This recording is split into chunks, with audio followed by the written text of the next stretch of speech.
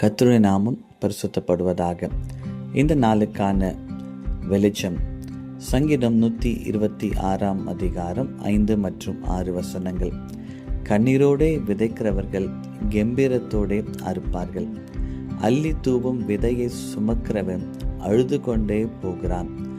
ஆனாலும் தான் அறுத்த அரிக்கட்டுகளை சுமந்து கொண்டு கம்பீரத்தோடே திரும்புவான்.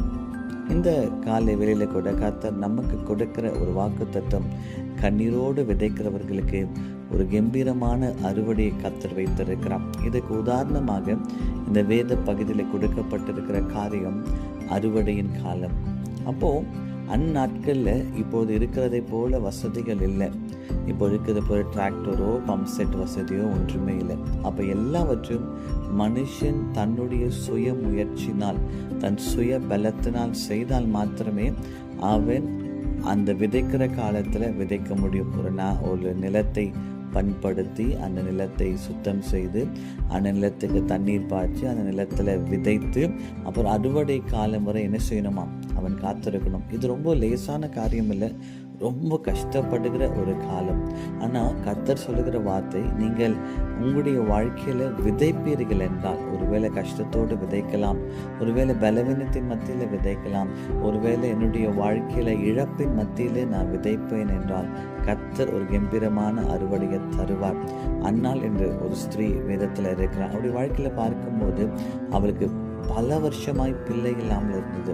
அப்போ ஒரு நாள் தேவ ஆலயத்தில் வந்து கண்ணீரோடு கூட விதைக்கிற, ஆண்டவரே நீர் எனக்கு ஒரு பிள்ளையை கொடுப்பீர் என்றால் அந்த பிள்ளையை நான் என்ன பண்ணுறேன், உம்முடைய ஊழியத்துக்கு தருகிறேன் என்று சொல்லி ஆலயத்தில் வந்து கண்ணீரோடு கூட அவள் விதைக்கிறாள். அதுக்கு பலன் வந்துச்சான், நிச்சயம் வந்தது. கர்த்தர் அவளுடைய விண்ணப்பத்துக்கு பதில் கொடுத்தார். கர்த்தர் அவளுடைய வாழ்க்கையில அடைக்கப்பட்ட கர்ப்பத்தை திறந்து கர்த்தர் அவளுக்கு ஒரு குமாரனை கொடுத்தார். சாமுவேல் என்று பெயரிட்டால் அந்த சாமுவேல் யாராய் மாறினான் தெரியுமா?